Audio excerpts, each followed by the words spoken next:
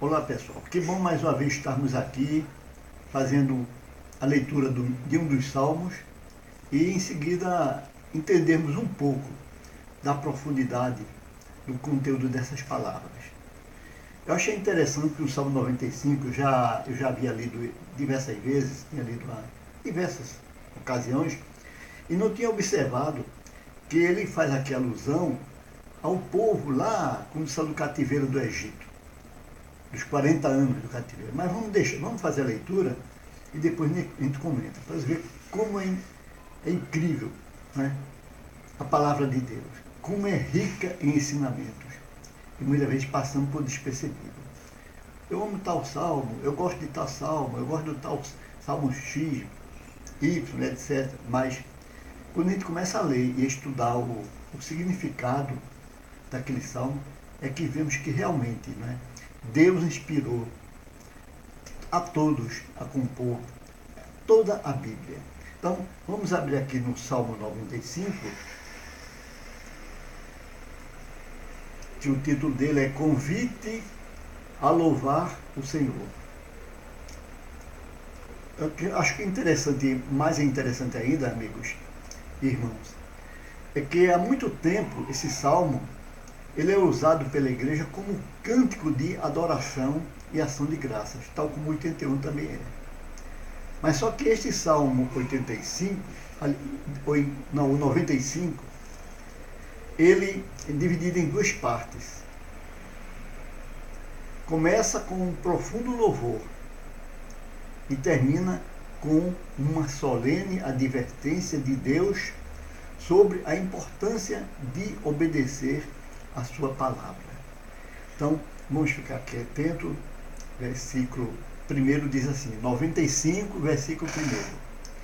Vinde, cantemos ao Senhor com júbilo, celebremos o rochedo da nossa salvação. Saiamos ao seu encontro com ações de graça, vitoriemo-lo com salmos, porque o Senhor é o Deus supremo e o grande Rei acima de todos os deuses. Nas suas mãos estão as profundezas da terra e as alturas dos montes lhe pertencem.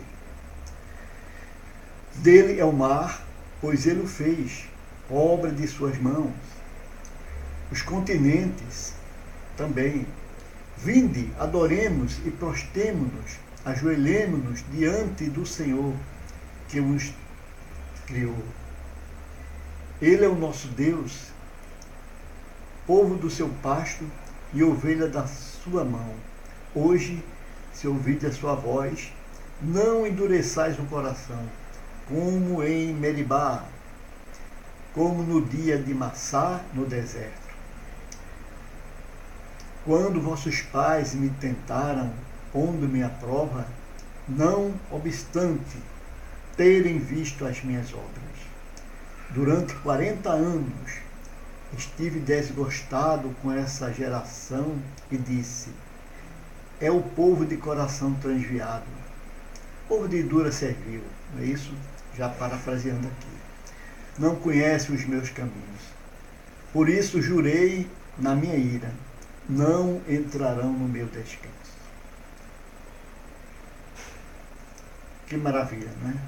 Salmo, ele começa com adoração e depois vem a advertência. Nos versículos iniciais desse salmo, ele nos chama a participar da adoração.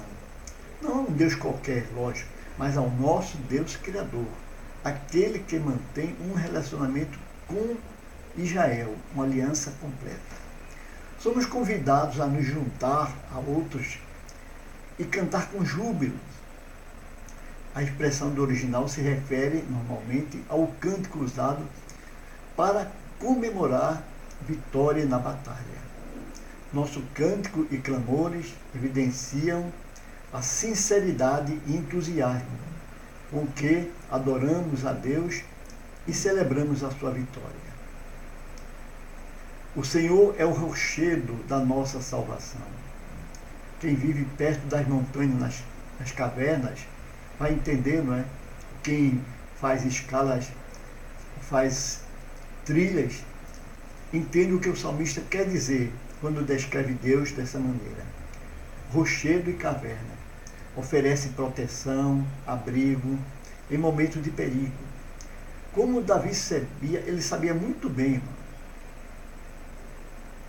que realmente está escrito ali no Salmo 23:5, que eu vou ler ele aqui, que diz assim: preparas uma mesa para mim na presença de meus adversários, unge a minha cabeça com óleo, o meu cálice transborda.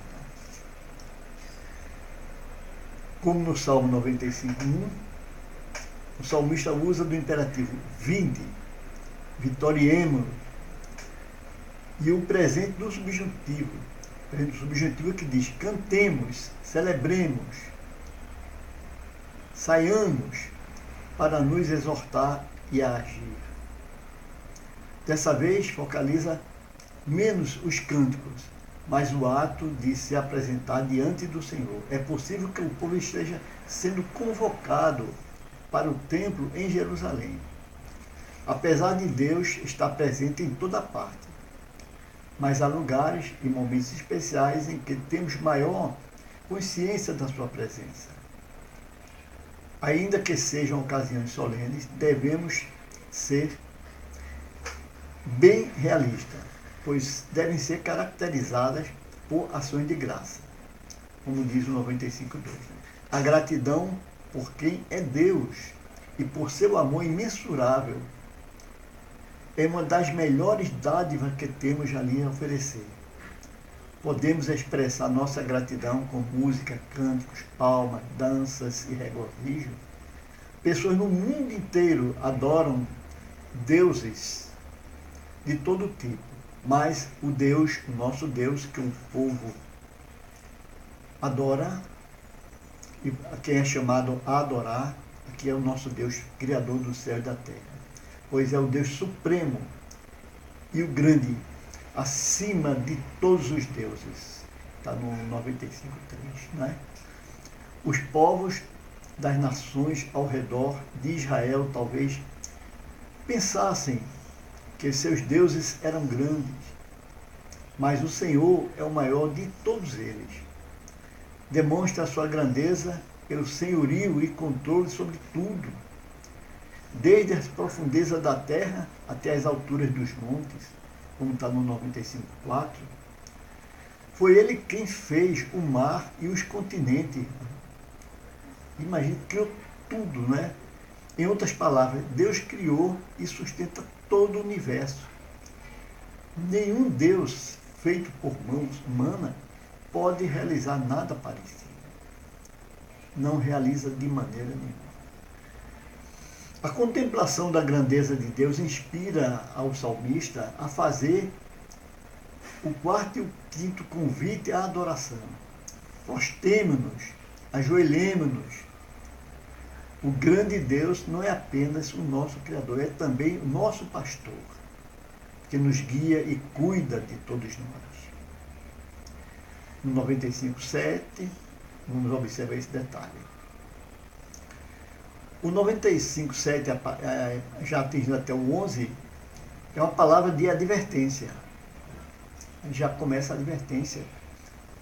Os convites para louvar a Deus com entusiasmo e reverenciá-lo com humildade são seguidos inesperadamente por uma palavra de advertência. É fácil agir como se estivéssemos adorando, sem de fato ter um compromisso com aquele a quem prestamos culto. O salmista nos lembra, portanto, que devemos estar dispostos a ouvir a voz de Deus. Também devemos estar preparados para ouvir hoje e não apenas prometer ouvir amanhã. O momento de agir é agora. Esta é a hora da graça e da misericórdia. A referência à voz de Deus liga a segunda parte do versículo à primeira, a qual fala de Israel como rebanho de Deus. Conforme Jesus nos lembra, as ovelhas de Deus reconhecem a voz do bom pastor. Está lá em João 10, 3 ao 5. Né? Minhas ovelhas me ouvem e escutam e conhecem a minha voz. Aqueles que celebram a glória de Deus e ouvem a voz de Deus, mas adiam obedecer, eles, né, suscitam uma ira. Deus não ignora os pecados do seu povo. As sérias consequências ao endurecer o coração e não dar ouvido ao Senhor são ilustradas por episódios extraídos da história de Israel, em Meribá, nome que significa contenda, e Massa, que significa tentar. Os israelitas ignoraram todas as suas experiências passadas do cuidado de Deus por eles. Nós vemos no versículo 8 do Salmo 95. Em vez de confiar em Deus e pedir que provasse a água da qual precisavam encarecidamente, contenderam com ele e o puseram à prova, dizendo: está o Senhor no meio ou não? Está lá em Êxodo 17, 1 a 7 e número 20, 1 ao 13. A pergunta é absurda quando vem de um povo que testemunhou todas as obras de Deus. Foram 40 anos caminhando em favor de livrá-los do Egito. Fazê-los atravessar em segurança o Mar Vermelho, afundar Faraó e o seu exército nas águas do mar e provar, dando a ele que a alimentação não ia faltar no deserto, e era provido ali diariamente o maná para eles. Graças a esse tipo de atitudes, uma indisposição de ouvir e obedecer ao Senhor, o povo escolhido de Deus foi sentenciado a vagar pelo deserto durante esses 40 anos. Aprendizado foi ali um momento para eles aprenderem, mas vamos mais adiante e verem que Deus os descreveu como povo sem coração, tão enviado que não conhece os meus caminhos, em minha ira, jurou, não entrarão no meu descanso. O livro de Hebreus relata essa advertência e a explica em Hebreus 3:7 e Hebreus 4:16. Se desejamos desfrutar o descanso que aguarda os cristãos no céu, precisamos ser fiéis a Deus, confiar na sua palavra e obedecer ao Filho de Deus, nosso Senhor Jesus Cristo, que nos concedeu a salvação. Então você imagina a dureza do coração naquele tempo. Hoje pouca diferença existe, mas Deus, com infinito amor, deu a oportunidade de se transformarem, de mudarem a sua trajetória, de não se desvirtuar dos seus caminhos, mas o povo, irmãos, amigos, infelizmente na sua rebeldia, na inconstância, na inconformação com o que estava acontecendo no momento, o que era que acontecia? Eles se rebelavam a qualquer momento, por qualquer circunstância. Mas Deus é misericordioso para conosco e tem nos dado a oportunidade de, através da sua palavra, aprendermos a cada dia. E o segredo eu sempre menciono aqui, o segredo de tudo isso, o segredo da vitória é a obediência. Se estivermos em obediência, estivermos em comunhão com esse Deus maravilhoso, estivermos em comunhão com a sua palavra, amigos, vivendo a cada instante, a cada momento a palavra de Deus, a vitória é certa. Ele nos dá, ele diz, aquele que perseverar até o fim receberá a coroa da vida. Então vamos perseverar, ler, estudar e meditar na palavra dia e noite, para que possamos ser realmente chamados filhos de Deus, eleitos, né?